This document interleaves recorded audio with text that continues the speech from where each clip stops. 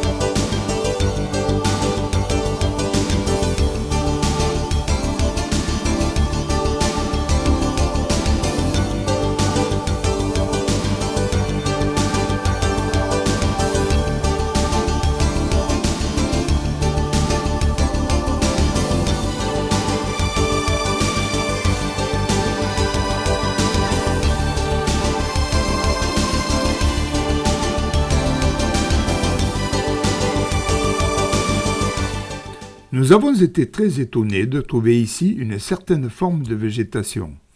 Certes, nous sommes loin des pentes luxuriantes de l'Etna en Sicile. Plus étonnant encore, ces plantes semblent avoir été repiquées par l'homme. En effet, elles sont regroupées par famille. Il n'y a qu'à observer ces images, on découvre à chaque plan une végétation différente. Et si l'on observe avec attention le phénomène, on s'aperçoit que jamais deux familles de plantes ne se côtoient. On y trouve même des lichens.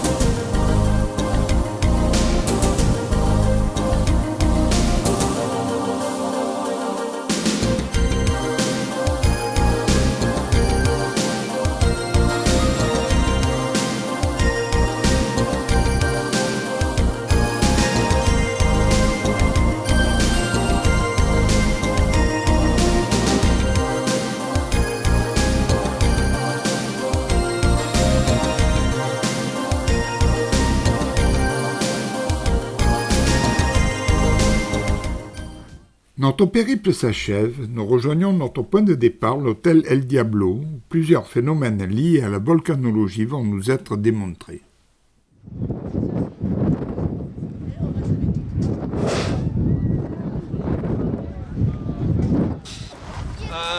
2 mètres de profondeur, 250 degrés. Le monsieur met une plante sèche à l'intérieur, ça va prendre le feu tout de suite.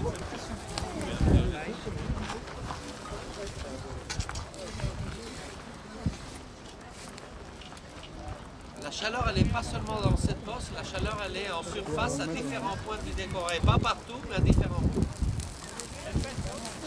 Et la principale raison pour voir que, je ne sais pas qui est l'homme qui est mis, quelqu'un avec un briquet là ou quoi que ce soit, c'est un parc national, c'est un endroit sérieux. Et en même temps, il y a des géologues, des vulcanologues qui passent par ici, toujours venus de tous les pays imaginables. Si eux, ils disent que c'est la nature, ben c'est la nature. Oui. Approche. C'est faire le poulet à la diable, non? Oui. C'est ça. Approche. Ouais, C'est chaud. Ouais, c'est chaud. C'est chaud. Ah, ça fait du bien. Oui, ça fait du bien. Ouais. On fait de la viande et les noms, c'est très sympa, hein? Les grilles du diable. C'est juste un truc d'environ 6-7 mètres de profondeur, fait chaud aussi, comme les autres trucs, et on peut griller la viande.